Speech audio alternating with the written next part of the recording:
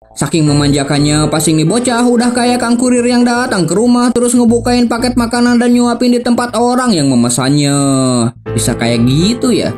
Top Corner Part 11. Setelah sebelumnya si Jun'an ditunjuk oleh para anak dari kelas 1E untuk membantu mereka mengalahkan kelas 1E dalam acara kelas meeting pertandingan sepak bola, mereka pun terlihat memuji-muji si Jun'an yang namanya lagi naik daun. Sementara di mata anak-anak kelas 1E, si Jun'an malah terlihat sebagai ballboy alih-alih atlet sepak bola. Bahkan beberapa di antara mereka meragukan rumor itu dikarenakan fisik si Jun'an yang terlihat sempoyongan. Pertandingan kembali dimulai dan begitu bola dioperkan, terlihat si Jun'an yang kebingungan karena tidak ada koordinasi posisi bermain sebelumnya.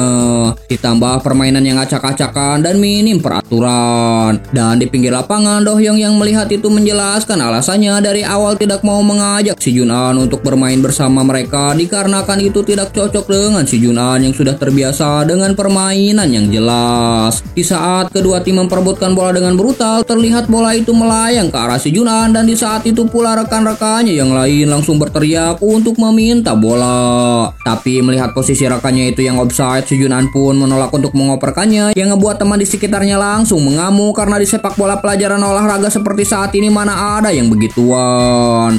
Dalam kebingungannya itu terlihat pemain lain yang berlari ke arah si Jun'an. Sebuah tackle langsung dilancarkan dan dengan sangat jelas si Jun'an bisa melihat pergerakan lambat lawannya itu karena sudah terbiasa melihat pergerakan senior Ji-young yang sangat cepat. Tapi di saat si Jun'an tidak memperdulikannya, bola itu malah bisa direbut oleh lawan yang ngebuat semua orang yang ada di dalam lapangan langsung kebingungan. Tak terkecuali dengan Do-hyung yang langsung memaki si Jun'an karena apa gunanya menyadari kalau pergerakan lawan lamban di saat reaksinya juga sama-sama lamban. Beberapa menit kemudian si Jun'an dibuat begitu kewalahan ketika harus beradu body dengan pemain lawan.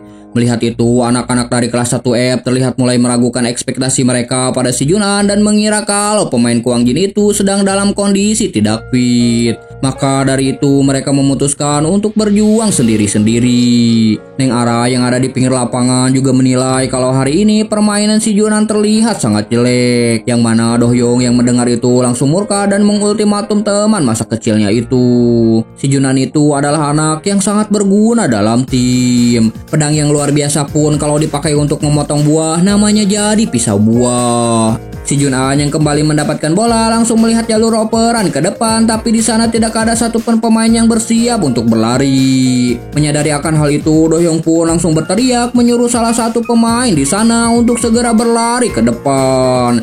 Sebuah tembakan langsung si Jun'an lesahkan dan bola pun langsung melayang dengan indah. Bak roket yang dilengkapi dengan artificial intelligence dan gyroscope bola itu terus melayang seolah mengikuti pemain kelas 1F yang ada di sana. Si Ji Tae-kim yang kesilauan melihat bola itu terus mendekat ke arahnya seolah-olah kena genjutsu, di mana dia yang sedang berbaring di kamar dibangunkan dengan bel pintu yang berbunyi. Di balik pintu itu terlihat kang kurir yang membawakan sebuah paket dan langsung membukanya di hadapan si Ji Tae-kim. Dan begitu dibuka, isinya adalah sebuah meja beserta makanan hangat. Dan tak cukup sampai di situ, si kang kurir pun langsung menyuapi si Ji Tae-kim dengan lembut. Yang harus dilakukannya cuma membuka mulut. Tapi sebelum dia mencicipi hidangan itu, dia langsung tersadar di mana bola kiriman si Jun'an itu langsung mengenai kepalanya dan bola pun bersarang begitu saja ke dalam gawang lawan. Di saat rekan-rekannya memuji gol yang dia ciptakan, si Ji Tae-kim masih terlihat mempertanyakan makanan hangat yang dibawa kang kurir sebelumnya. Tanpa dia sadari kalau kang kurir itu adalah si Jun'an, sementara makanan hangat yang tinggal dia suap itu adalah delivery cross yang dikirimkan si Jun'an sebelumnya. Itu adalah bakat yang bisa membuat orang lain iri, bahkan untuk orang yang bermain sepak bola. Setelah gol pertama dari kelas 1F yang dibantu oleh si Jun'an tercipta, alur permainan kini lebih condong ke pihak kelas 1F dengan si Jun'an sebagai poros permainan. Tapi meski operan-operannya itu sangat akurat, rekan-rekannya yang lain tidak bisa benar-benar memanfaatkan itu menjadi sebuah gol. Anak itu masih belum bisa lepas dari sebutan amatir. Tapi kalau berbaur dengan orang-orang yang bisa bermain sepak bola, dia akan terlihat sangat mencolok. Saat si Jun'an sedang melakukan ancang-ancang, si Jongsu terlihat sedang berlari untuk menghentikan pemain kelas 1F itu. Tapi hal itu terlambat karena bola sudah terlebih dahulu melesat dan tanpa bergeming kiper lawan pun cuman bisa mematung melihat bola yang bersarang ke dalam gawang. Di saat sebuah sorakan kembali bergema memuji kehebatan pemain Kwang Jin itu, si Jongsu Su terlihat menatap si Junan dengan penuh kemarahan. Dan pertandingan pun berakhir dengan skor 2-2. Sesaat setelah pertandingan selesai, si Ji Tae-kim terlihat sedang berbicara dengan si Junan dan menceritakan pengalamannya dalam menerima passing dari pemain Kwang Jin itu. Dengan penuh antusias, dia mengatakan kalau saat si Junan mengirimkannya bola, sesaat dia melihat ada tukang paket yang datang ke arahnya. Mereka kini juga mengerti level permainan seorang atlet jika dibandingkan dengan pemain biasa, dan berkat kehadiran si Junan itu, kelas 1E terhindar dari kekalahan. Di saat pujian itu terus datang pada si Junan, si Jong Su yang ternyata sedang mencuci muka di tempat yang sama terlihat mendengarkan dengan seksama.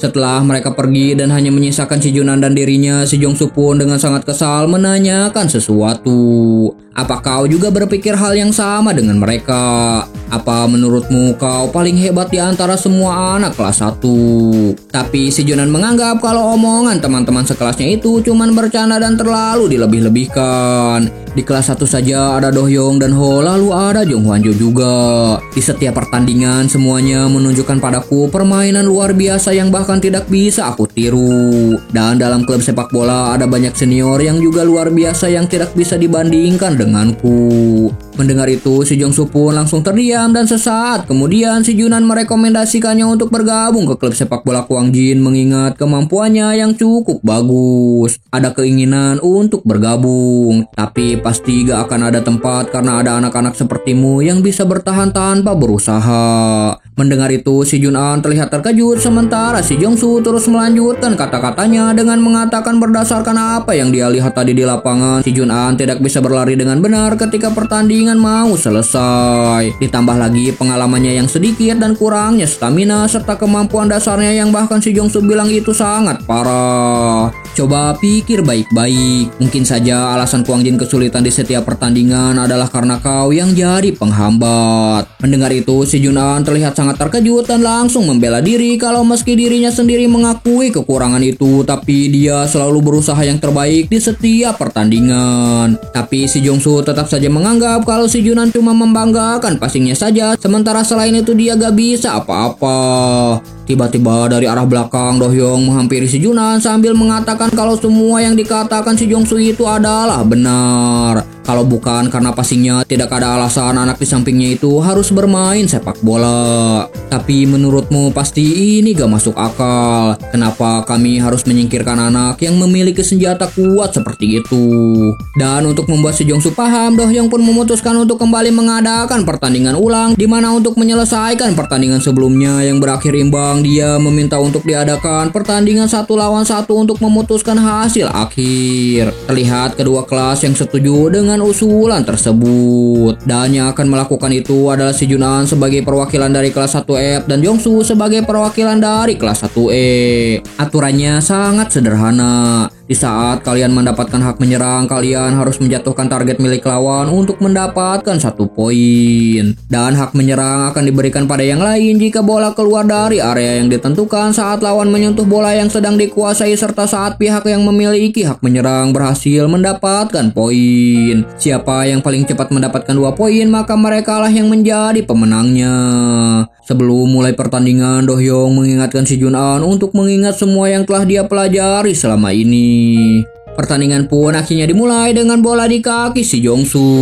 Tanpa ragu-ragu, mantan pemain SMP Chonil itu pun langsung mendribble bola, dan karena dia sudah melihat semua permainan si Junan selama ini, dia sangat yakin dengan kemampuannya itu. Sebuah gerak tipu langsung dia lakukan, dan begitu melihat sebuah celah, dia pun sukses mengolongi si Junan sampai akhirnya dengan mudah dia pun berhasil menjatuhkan target. Di saat kelas 1E bereporia dengan keunggulan 1 poin mereka, si Junan terlihat tertegun mempertanyakan kemampuannya yang tidak bisa berbuat apa-apa dalam situasi di mana dia tidak bisa mengoperkan bola. Flashback jauh ke belakang saat pertandingan penyisihan antara Kwang Jin versus SMA Sujin. Di momen dimana Jiong mendapatkan sebuah tackle keras dan Jong Hwan Jo yang masih tidak bisa bermain karena cedera, Jong Su yang sedang menonton di tribun melihat seorang pemain baru yang menjadi opsi lain untuk menggantikan Jong Hwan Jo. Dan pemain itu adalah si Junan yang baru turun ke lapangan. Jongsu sangat yakin kalau orang itu adalah pemain amatir, tapi setiap tendangannya terlihat sangat berat seperti seorang atlet profesional. Dia yang pertama kali melihat itu bahkan dibuat langsung terkejut karena dia tidak pernah sama sekali menemukan hal itu ada pada pemain kelas SMA. Bahkan di pertandingan sebelumnya saat melawan SMA Tegok di atas tribun, dia terus saja mendengar para penonton lainnya yang memuji-muji kemampuan si Junan yang katanya sangat OP. Melihat si Junan yang setiap kali bertanding mengalami perkembangan dengan kecepatan yang menakutkan, bahkan sampai-sampai bisa menutupi posisi Jong Hwanjo, si Jongsu terlihat tidak bisa menerimanya. Dia menganggap kalau temannya itu jauh lebih hebat dan layak disebut sebagai jenius sepak bola. Pertandingan kembali dimulai dan kini bola ada di kaki si Junan. Tanpa ragu si Junan langsung melakukan dribble menuju si Jongsu dan begitu mendekat dia langsung melakukan pergerakan untuk mencari celah melewati lawannya itu. Tapi si Jongsu dengan kecepatannya berhasil menutup celah itu yang ngebuat si Junan berbalik dan melakukan mode defense bola. Aku sama sekali tidak bisa menghindarinya dengan dribbleku. Tapi si Junan yang terpikirkan akan sebuah cara kemudian menggeserkan bola ke samping dan langsung melakukan sebuah ancang-ancang. Sayangnya tembakannya itu berhasil digagalkan oleh si Jongsu dan bola pun melambung ke atas. Dan sesuai peraturan kini yang berhak melakukan serangan adalah pihak dari lawan. Di sisi lapangan, Ara terlihat khawatir karena si Junan begitu kesulitan menghadapi si Jongsu. Dan Do Hyung pun setuju akan hal itu karena dia melihat kalau lawan si Junan kali ini bukanlah selevel anak amatir yang tidak mengerti teknik dasar sepak bola. Tapi dari ekspresi wajah si Jongsu, Do Hyung mengetahui kalau ada niat jahat yang sedang lawannya itu rencanakan pada si Junan. Terlihat kini bola ada di kaki si Jongsu dan si Junan langsung mundur untuk terus menjaga jarak. Saat lawannya itu kembali melakukan gerak tipu dan percaya diri kalau kemampuannya tak selevel dengan anak tanpa usaha di hadapannya itu, si Junan terus saja memfokuskan dirinya pada pergerakan bola. Sebuah gerakan tiba-tiba dari si Jongsu langsung mengejutkan si Junan dan pada akhirnya dia pun kembali dilewati dengan mudah. Tapi ternyata hal itu sengaja dilakukan si Junan dan sebuah tackle bersih pun langsung ngebuat para penonton tercengang. Di saat Do Hyung terlihat nyengir bangga, Neng Ara malah bertanya-tanya karena saat dia melihat si Junan dalam mode bertahan, dia seperti melihat seseorang yang berbeda. Di pertandingan melawan FC Songnam, dia adalah anak yang menghadang serangan cepat dari lawan sendirian. Sekarang dia bisa dibilang adalah anak yang bisa bermain di garis pertahanan. Dari kejauhan, keributan itu ternyata disadari oleh sang pelatih Kwang Jin dan si Wowo pun memutuskan untuk menyelidiki hal tersebut. Di dalam lapangan, si Junan menegaskan kalau dirinya menang, maka si Jongsu harus menarik kata-katanya yang sebelumnya. Tapi bukannya menjawab, tuh bocah malah so paling effort dengan mengatakan pernahkah si Junan berlari sampai sol sepatu olahraganya seperti akan pecah atau kakinya berdarah karena terlalu keras dalam berlatih. Kau tidak akan paham karena yang kau miliki hanyalah kemampuan mengoper bola dan semua orang menyamakan alur permainan denganmu. Sambil berlari, si Jongsu mengatakan kalau si Junan telah menghalangi langkah Jong Hwanjo.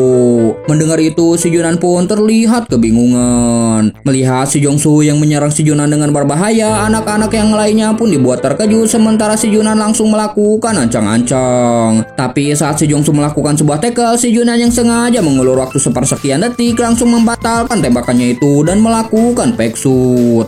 Dengan itu dia pun berhasil melewati lawannya dan langsung melakukan ancang-ancang. Tapi si Jongsu yang masih belum menyerah kembali melakukan sebuah tackle berbahaya dari arah belakang. Untungnya si Junan sudah memprediksi hal itu dan dia pun kembali bisa menghindari tackle tersebut. Melihat double pack yang dilakukan si Junan, si Jongsu terlihat kena mental. Begitupun si asisten pelatih yang langsung berteriak harusnya si Junan juga melakukan hal itu di pertandingan resmi. Semakin si Junan mendekati target, teriakan dari teman-teman sekelasnya semakin brutal. Dan saat tinggal beberapa lagi menuju target, tiba-tiba sebuah sliding dari arah belakang langsung melesat menuju kakinya. Terlihat si Junan yang ambruk ke tanah disusul dengan Do Hyung yang begitu terkejut. Sementara si Wowo yang melihat itu langsung gercep ke TKP dan langsung melakukan pertolongan pertama. Setelah melakukan pemeriksaan, pelatih Kwang Jin itu mengatakan kalau si Junan cuman keseleo ringan. Tapi dengan tatapan tajam dan penuh kecemasan, dia memastikan hal tersebut dengan bertanya apakah rasa sakitnya sampai ke lutut. Di saat si Junan mengatakan kalau dirinya baik-baik saja dan itu hanyalah insiden kecil saat bermain di lapangan yang sama, Do Hyung terlihat memarahi si Jongsu yang telah membahayakan aset penting klub sepak bola Kwang Jin. Si Wowo pun pada akhirnya menyuruh mereka bertiga untuk datang ke ruangannya. Di saat Do Hyung dan si Jun An menjelaskan semua yang telah terjadi, tapi si Wowo langsung memarahi mereka karena telah melakukan pertandingan sepak bola tanpa seizin darinya. Hari ini kau beruntung karena hanya mengalami cedera ringan. Kalau cederamu parah sampai kau tidak bisa bermain lagi, siapa yang mau bertanggung jawab? Siapapun itu, apa dia bisa bertanggung jawab? Si Wowo kemudian beralih ke Jongsu dan memberikan sebuah peringatan. Jika dia ingin terus bermain sepak bola, maka tidak perlu bermain dengan emosi yang sia-sia. Sambil menunduk, si Jongsu pun kemudian meminta maaf dan menyesali atas perbuatannya itu.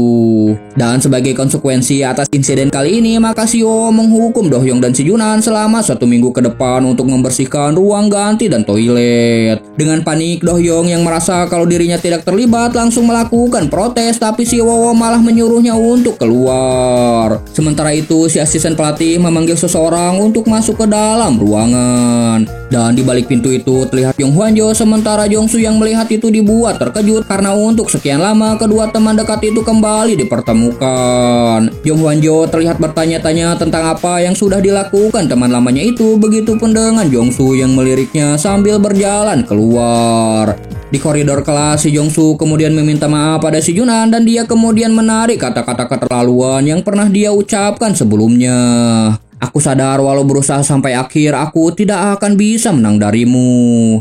Do Hyung yang mengetahui kalau si Jongsu adalah mantan atlet sepak bola kemudian menanyakan SMP tempat si Jongsu bermain sepak bola. Dan begitu mendengar SMP Chonil, Do Hyung pun langsung terkejut karena itu adalah sekolah yang sama tempat Jong Hwan-jo bermain sepak bola. Dengan alibi, Do Hyung kemudian mencubit si Jun An dan meminta bantuan si Jongsu untuk membantu si Jun An berjalan karena kakinya masih kesakitan. Di momen itu, si Jun An dan Do Hyung mencoba mengorek sebanyak mungkin informasi mengenai Jong Hwan-jo saat bermain bersama si Jongsu di SMP Chonil. Sementara itu, di tempat lain, si Wowo dengan ekspresi datar menyerahkan sebuah dokumen kepada Jong Hwan-jo. Mulai hari ini, aku tidak akan mengikut sertakanmu dari entry SMA Kwangjin. Dan terkuak di balik kemarahan pelatih Kwangjin itu, ternyata setelah pertandingan melawan SMA Tegok selesai, si Wowo langsung menelepon dokter yang sebelumnya menangani cederanya Jong Hwan-jo. Dalam percakapan itu, sang dokter mengatakan kalau Jong Hwan-jo sudah pulih total tanpa adanya efek samping. Mendengar itu, si Wowo pun langsung terlihat sangat kesal karena saat turun bus sebelumnya, Jong Hwan sempat mengatakan kalau dirinya masih belum sembuh total. Bahkan pemainnya itu menambahkan kalau menurut dokter dia akan bisa sembuh total saat pertandingan keempat kompetisi SMA Liga Regional. Kau tidak perlu menjelaskan kenapa kau membohongiku sampai saat ini. Dengan tertunduk lesu, es Kwangjin itu menanyakan apakah saat ini Kwangjin dan pelatih berniat membuangnya.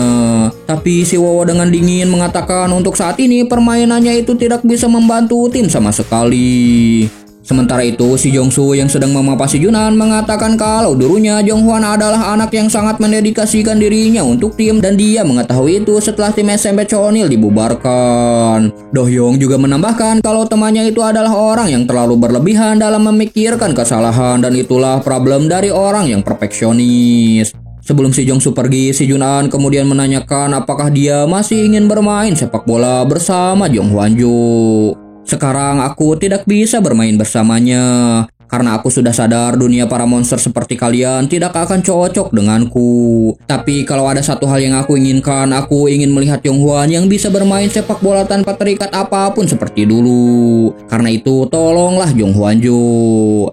Setelah selesai membersihkan tempat latihan beserta peralatan lainnya sampai sore, terlihat si Jun An dan Do Hyung yang sedang berjalan pulang ke asrama. Di saat mereka sedang membicarakan kejadian sebelumnya di dalam lapangan, mereka melihat Jong Hwan-jo yang sedang berlatih sendirian. Di saat si Jun An berencana untuk membantunya dan ikut latihan bersama, Do Hyung malah menolaknya dengan alasan jika seseorang sudah terbentur dinding atau dalam artian kesulitan untuk naik ke level selanjutnya, maka itu adalah sesuatu yang harus diatasi oleh dirinya sendiri tanpa bantuan orang lain. Pokoknya peranmu di sini bukan untuk ikut campur, jadi jangan kelewatan dan kembali saja ke asrama.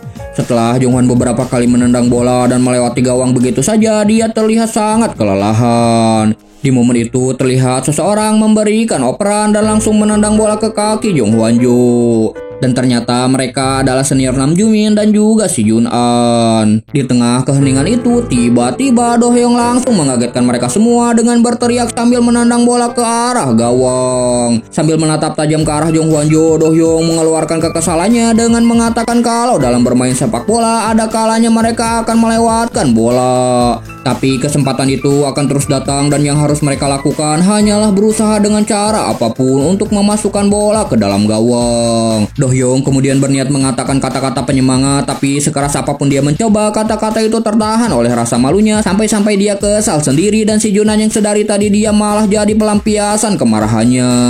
Senior Namjoon juga setuju dengan kata-kata Do-hyung sebelumnya, di mana sebelum bola keluar garis maka mereka tidak boleh menyerah. Mendengar semangat dari rekan-rekannya itu, Jong Hwan pun terlihat kembali menemukan kepercayaan diri. Keesokan harinya, turnamen nasional Liga Regional Grup G babak keempat akan segera dimulai. Jong Hwan-jo yang ingin berbaikan dengan Do-hyung kemudian menanyakan apakah temannya itu masih kesal padanya. Dan sontak Do-hyung yang mengharapkan permintaan maaf pun malah semakin kesal dan mengamuk di tempat, sementara Jong Hwan-jo tersenyum sambil menjauh. Tapi tiba-tiba entah dari mana sebuah bola langsung melesat dan hampir mengenai kepala Jong Hwan-jo. Terlihat seseorang dari klub lain di belakangnya dan ternyata itu adalah Si Myung-chol, anak kelas 1 dari SMA Sungtaek. Sesaat Jong Hwan-jo tidak mengenali orang itu, tapi semakin dia mendekat, ingatan pas zaman SMP pun langsung bermunculan ketika SMP Chonil bermain melawan SMP Dongson, Line Sweeper.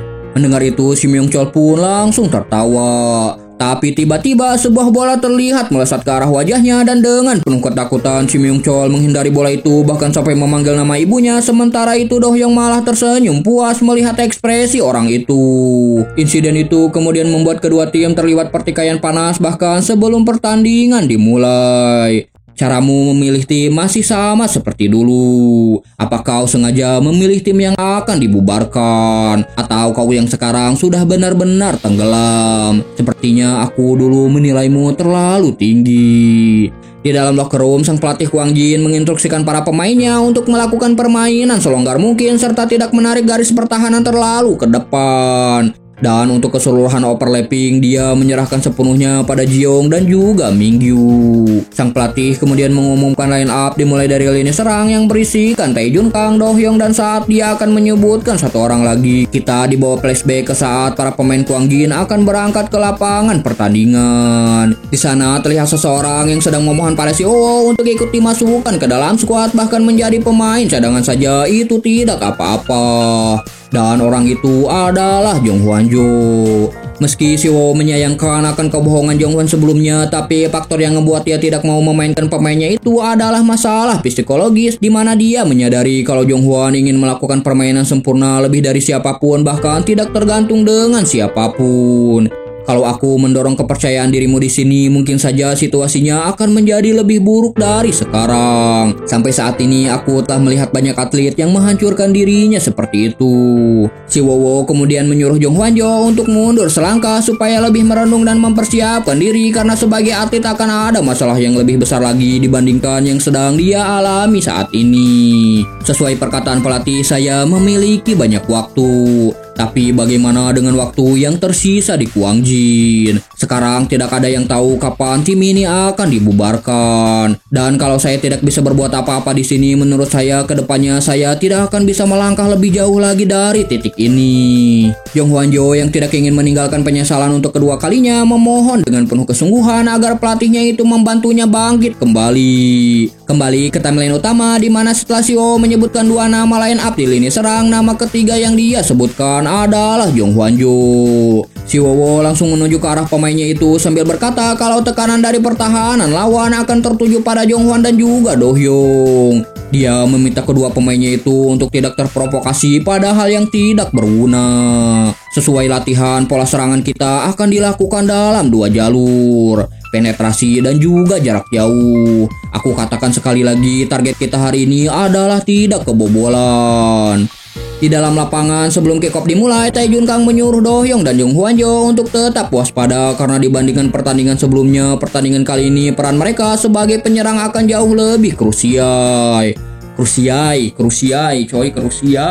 Akan jauh lebih krusial. Pelatih memang tidak menjelaskan dengan teliti, tapi dalam 5 pertandingan terakhir SMA Sungtek adalah tim dengan pertahanan kuat tanpa pernah kebobolan sama sekali. Kick off pun kembali dimulai dan di pertandingan kali ini SMA Kuangjin menggunakan formasi 4-5-1 sementara SMA Sungtek menggunakan formasi 3-5-2. Beberapa menit pertandingan berlangsung, permainan masih terlihat monoton di mana kedua tim masih saling mengamati satu sama lain dan menghindari kesalahan. Tapi tiba-tiba Do Hyung langsung berteriak meminta bola sambil menerobos ke depan. Meski Jung Hwan merasa kalau ini bukanlah waktu yang tepat untuk memulai serangan, tapi karena Do Hyung sudah menerobos ke pertahanan SMA Sungtek, dia pun langsung mengirimkan umpan. Di saat dua gelandang bertahan lawan berlari mengikuti Do Hyung, si Sang Hwan yang ada di pinggir lapangan terlihat sangat kesal dengan kelakuan sembrono pemainnya itu.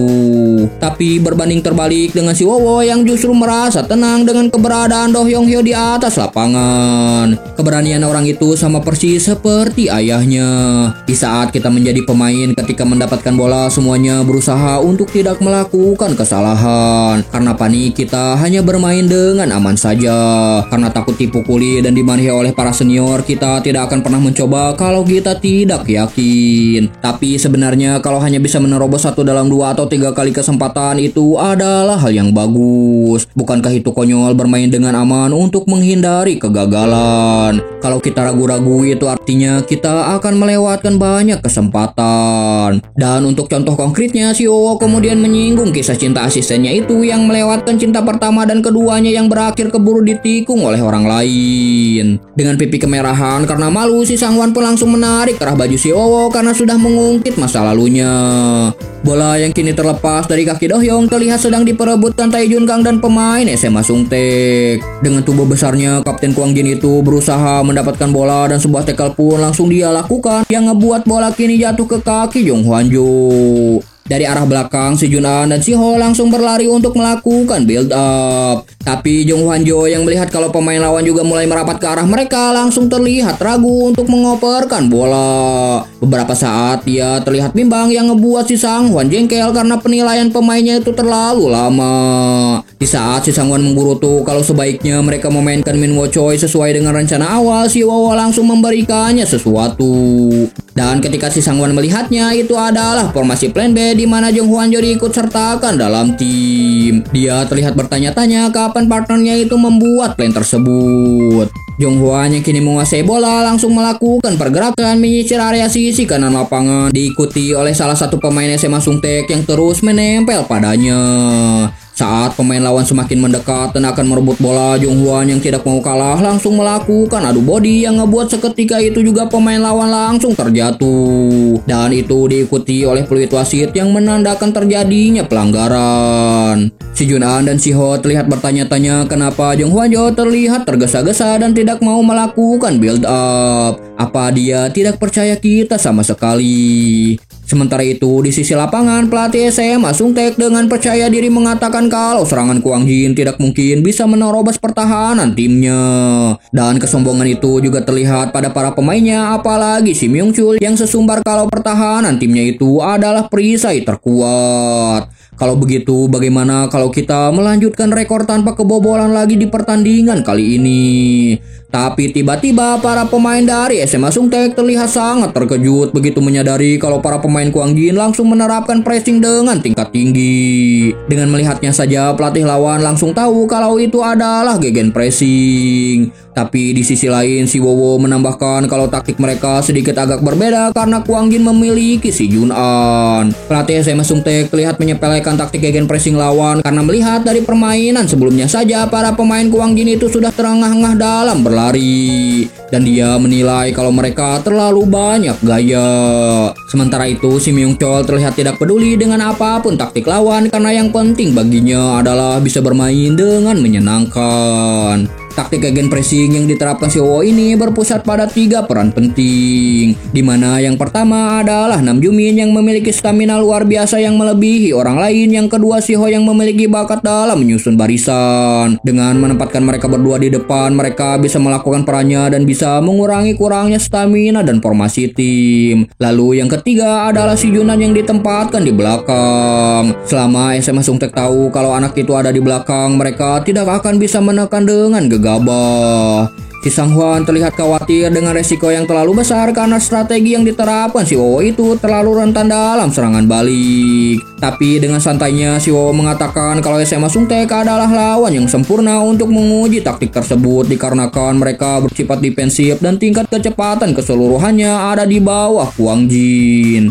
Di dalam lapangan ketika lawan berusaha melewati si Ho, tiba-tiba dia dikejutkan dengan tackle dari Nam Jumin yang berhasil menjauhkan bola. Si Ho yang mendapatkannya langsung mengoperkan bola ke si Junan dan terlihat para pemain dari SMA Sungtek langsung meningkatkan kewaspadaan mereka karena menurut rumor yang mereka dengar passing dari pemain bernomor 16 itu sangat berbahaya. Melihat pemainnya yang malah semakin mundur, si pelatih SMA Sungtek pun langsung berteriak menyuruh si Bitna untuk langsung memberikan tekanan. Mendengar itu si Bitna langsung berlari kemudian melakukan sebuah tackle. Sementara si Junan langsung melakukan ancang-ancang.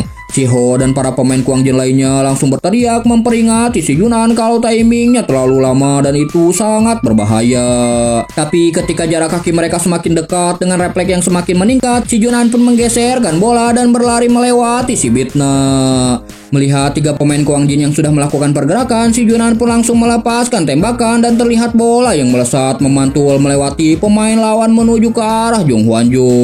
Tapi sebelum itu sampai di kakinya, si Myung Chol berhasil memblokir bola yang ngebuat bola keluar dari lapangan dan menghasilkan sepakan pojok. Sesaat para pemain dari SMA Sungtek dibuat terdiam menyaksikan passing jarak jauh si Junan yang berhasil menembus pertahanan mereka. Dan kalau saja itu tidak dihentikan, mungkin saja sebuah rekor baru akan tercipta.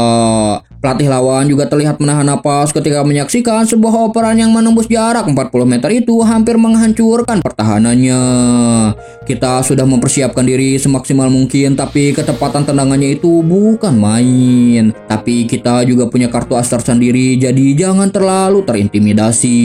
Di pojok lapangan terlihat si Junan yang akan melakukan corner kick, sementara di dalam kotak penalti si Myung Chol yang terus menjaga ketat Tae Jun Kang terlihat penasaran dengan kemampuan Kapten Kwang Jin itu. Sebuah kode tangan yang artinya meminta bola langsung diberikan Tae Jun Kang dan si Junan yang melihat itu pun langsung menendang bola ke arahnya. Lintasan bola terlihat berbelok tajam dan mengarah tepat ke Kapten Kwang Jin. Bahkan si Bongsu dan Tae-sik yang melihat itu yakin kalau serangan kali ini akan berhasil. Sebuah lompatan langsung dilakukan, tapi tiba-tiba si Myung Chol mencuri momentum itu dan dia berhasil memblokir bola yang kembali keluar lapangan. Melihat kaptennya kalah dalam adu badan, si Mingyu terlihat tidak percaya. Sementara dengan ekspresi meledek, si Myung Chol sambil membuat kode tangan menantang si Junan dan Tae Jun Kang untuk melakukannya sekali lagi. Dan bersamba. Ayo kita bersamba. Gak bersambung tapi bersamba. Gak jelas anjir.